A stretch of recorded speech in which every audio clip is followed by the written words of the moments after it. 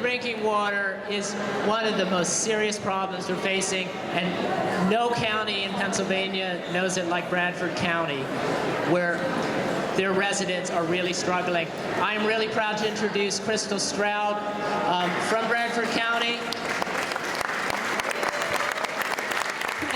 She did not choose to be someone who is here, but she has chosen to speak out, and I really applaud her for that. Thank you. Crystal.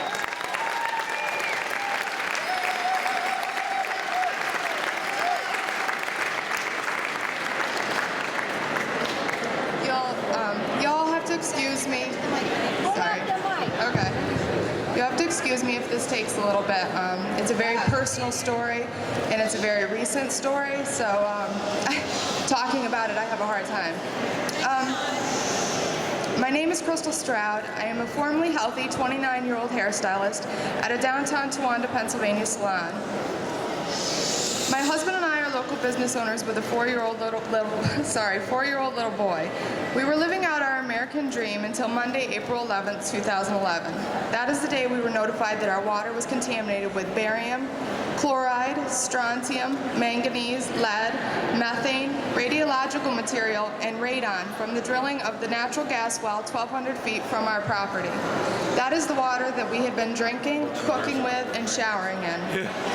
Over 3 years ago, I, like all my neighbors, leased my 2 acres of property for $2,500 an acre to Chesapeake. We used the money to start fixing up our home and thinking we were increasing our property value. Little did I know we were signing life away as we knew it. 3 weeks prior to April 11th, I became ill. My hair started falling out, I was having heart palpitations, shortness of breath, and stomach cramps. My husband feared I was having panic attacks and suggested I see a doctor. I went to my family physician, and the only thing they could find was that my heart rate and blood pressure were elevated. They sent me for blood work on my thyroid. Those test results came back within normal range. They then recommended I take a medication for anxiety, as they didn't know what else could be afflicting me. 3 days went by, and my hands began to tremble. I would lose my balance as I stood from a sitting position. My speech started to become slurred, and at that point, I made another phone call to the doctor's office. I told them, something isn't right. This is wrong. I was told to continue the medication, hoping that it would kick in soon. Then on Monday, April 11th, I received the phone call from Benchmark Analytics. They said my water results were in, and they were a major concern. My reply was, what do you mean? I have been extremely ill for the past 3 weeks, and we can't figure out why. Their reply was, this could be the cause. Barium is known to cause the symptoms you're experiencing. After many blood tests and research, they found I had extremely high levels of barium in my body at a range of 110 micrograms per liter, normal range being 0 or less than 10. When barium accumulates in the body, it affects the functions of the nervous system. Barium poisoning displays symptoms that are similar to flu or anxiety, which is why it is not strange to find the condition misdiagnosed. Common symptoms of barium poisoning include muscle weakness, tremors, difficulty in breathing, stomach irritations, anxiety, cardiac irregularities, and eventually paralysis. When I contacted Chesapeake and told them my well was contaminated, they sent out a Mr. Rick Hall. He came to my home and sat at the table and looked over my water results. He started by trying to explain away the substances found in my water. When I asked him to explain the radiologicals found in my water, he flipped to the last page and said, oh, the radon? Which was 1.2 PCILs when we purchased the house 4 years ago and is now 154.5 PCILs.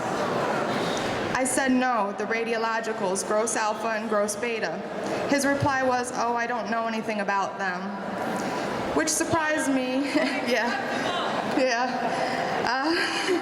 which surprised me as Benchmark informed me they were direct contaminants of the natural gas industry. He then asked me, didn't I realize anything was wrong with my water while I was drinking it?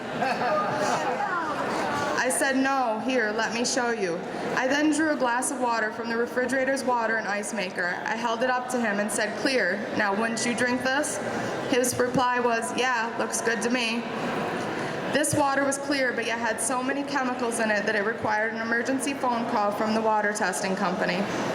Mr. Rick Hall stated he would need to pass the buck to Chief, saying they were the closest well. I had to contact them. I told him they had not fracked the well behind my property, and he stated, "It's a common misconception that fracking is what contaminates well water. It's the actual drilling process that causes the first phase of water contamination." However, before leaving, Mr. Hall could not give me a phone number to contact someone from Chief and had no clue even who I would speak with.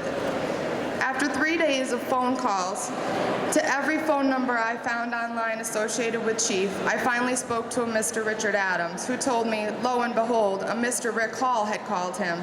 Yet Mr. Hall had no clue who to call with Chief. However, before leaving, Mr. Hall could not give me a phone number.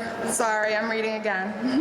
With at least 12 active gas wells in my immediate area, I felt compelled to warn my neighbors about my well contamination.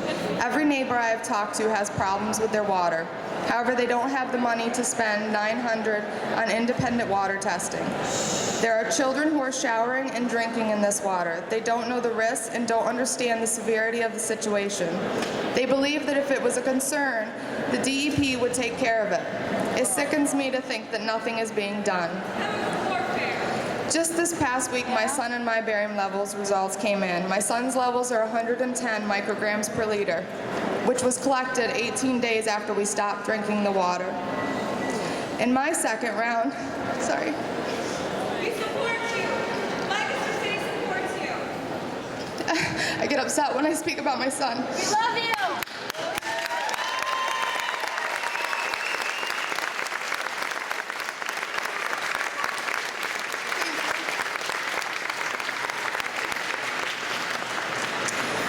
My second round of testing for the barium levels came in at 210 micrograms per liter, which is 100 mics higher than my previous test. My doctor was confused by this fact, so they did some research to look into it, but still have no definitive answers for me. I am extremely confused as to why our health department is not interested in these issues, and no one from Pennsylvania Health Department has contacted us. And why are they not investigating this? Every week I receive a phone call from someone different in my county that has unexplained rashes, high blood pressure, heart palpitations, high barium levels, a child with blisters all over his face from his mother bathing him in the water, and even a woman whose spleen burst in an unexplained way, all with contaminated water. They complain of yellowish-brown water with a putrid smell, cloudy water that emits a white vapor, soapy-like water, and even water with a bluish tint to it. None of these people are receiving help from our DEP, local, state, or federal governments. The DEP pretends we and our problems don't exist. Yes, they come to test our water and give us the results. After that, they pretend the elevated levels aren't a problem and tell us they probably have always been there. DEP even told a woman with water twice as bad as mine, who lives just a mile down the road, to just put a water softener on her system. Yeah.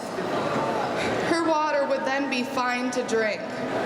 I almost hit the floor when she told me this. My home's water system has a water softener, a sediment filter, a particle filter, and a carbon filter on it. My water went through all of these steps before we drank it, or even showered in it. Yet I still became very ill. How can the DEP give this advice? It is not correct. I have spoken with hydrogeologists, water treatment specialists, and well drillers. All of them have told me there is not a system that exists that will remove all of the substances you have in your water, and drilling another well is futile. Since April 11th, my life has become unrecognizable. I no longer sleep well at night. We are now moving out of our home, which we have poured the last 4 years of our life into. Every day I struggle with the fact we cannot trust our government to protect its people.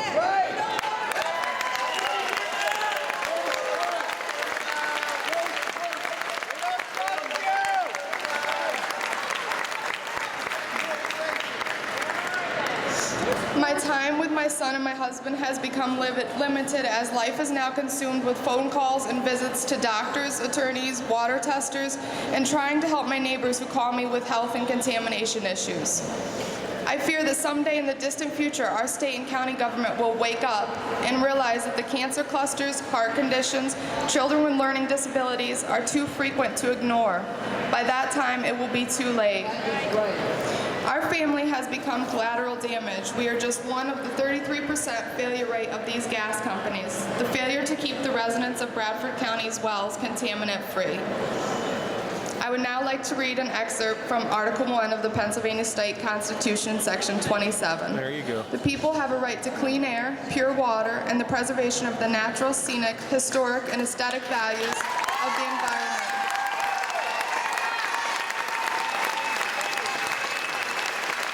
Pennsylvania's natural resources are the common property of all the people, including generations yet to come. As trustee of these resources, the Commonwealth shall conserve and maintain them for the benefit of all the people. I am standing here now to ask Governor Tom Corbett, why have my constitutional rights been taken from my family?